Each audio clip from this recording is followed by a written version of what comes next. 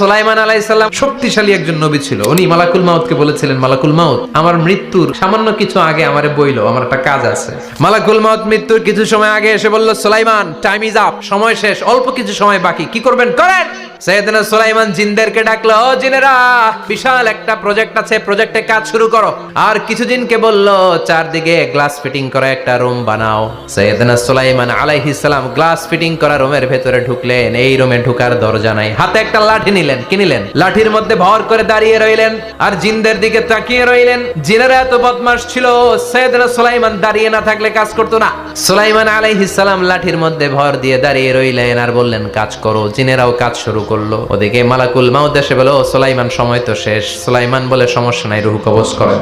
মালাকুল মাউত ওইভাবে লাঠিতে ভর দেওয়া অবস্থায়, দাঁড়ানো অবস্থায় সাইয়েদনা সুলাইমান আলাইহিস সালামের রূহ কবজ করে নিলেন। উনি এমন ভাবে দাঁড়িয়েছেন, রূহ চলে গেল, লাশ হয়ে দাঁড়িয়ে রইলেন। লাঠির মধ্যে দাঁড়িয়ে আছেন, জমিনের মধ্যে লুটিয়ে পড়ে নাই। সুবহানাল্লাহ। জিনগুলো দূর থেকে ভাবলো বস তো দাঁড়ায় আছে।